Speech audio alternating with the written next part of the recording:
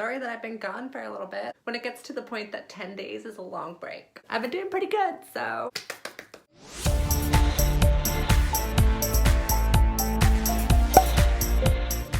Well, hello. I hate making videos when people are home. So awkward. I had a crazy New Year's Eve. My sister and I went to a bar and watched a drag queen and then watched a cover band. We drank a lot. I tried to make a video that night when I got to her place, and this is what I got. Hi there, ho there. Happy New Year. As you can tell from my glow necklace, I went somewhere. Happy 2020. That's pretty crazy. So I made it with a guy who didn't know. And he was like, "You're not one of those drag queens, are you?" Not quite. Ernie's here. This is too much.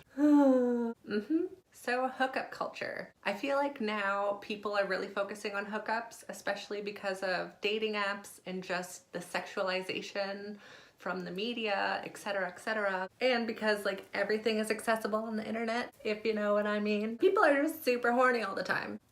And I have gone into dating and seeing people with the thought of wanting companionship and wanting somebody to spend time with. Like, yes, sex is a part of that, but it's only a small part in my opinion. That's really difficult to find. I feel like for the most part, people don't want emotional connection. They don't want to get invested. They don't want to let their guards down. So it's easier to just have a physical connection with somebody. And because of this, I have kind of compromised what I want in a relationship and have looked for that a little bit.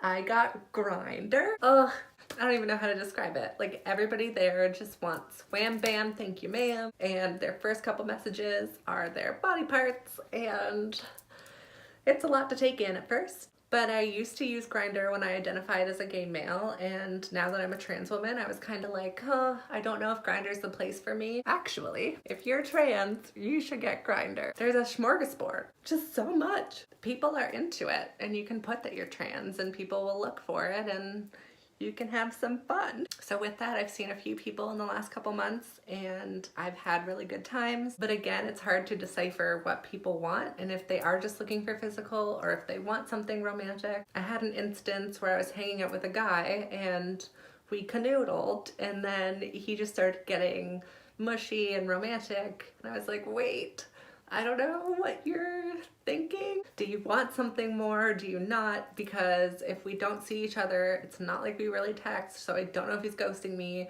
And every time we hang out, we do stuff. So is that all he wants, and then being emotional will get him that? Or does he actually care? Maybe I'm just thinking too much about it.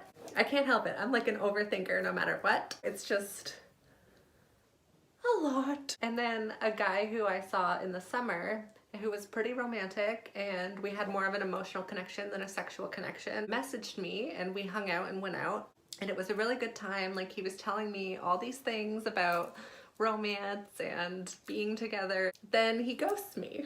Why is it so difficult? Why can't people just commit to what they say, or like be upfront about what they want, so I'm not having to like navigate and figure it out for myself? And I find too, like, you'll have the conversation, what are you looking for? And they'll say something but then do the other thing. Give me a map to man. I can't figure it out. All in all, getting Grindr has boosted my confidence because I've gotten a few messages and I've met a lot of people from there. It's good. But if you want something more, I would suggest like OkCupid. But even there, people are just looking to hook up because I think that's where we are in our society. I also think that men have this standard to uphold, and they don't want to seem like they just want emotional connection because that's less manly, and you know, fragile masculinity is sadly a thing, even if guys don't want to admit it. Like my roommate, for example, I was talking to him about fragile masculinity and he was like, oh, blah, blah, blah, getting really defensive. And in my head, I was, you know, you're proving my point. But yeah, I think guys feel like they have to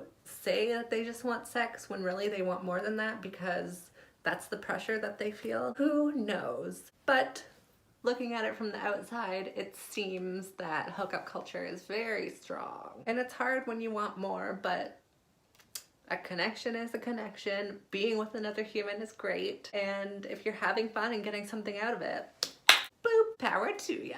There's not much else to really say about that.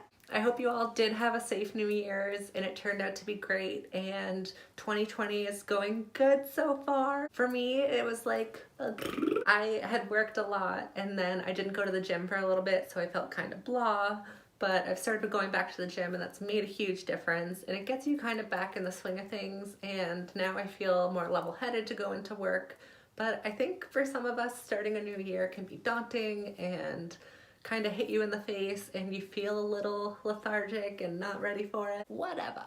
Was this informational? Did you get something out of this? Because, Anyhoozle, that's it. I will see you guys later. I hope you have a really good week. Toodles.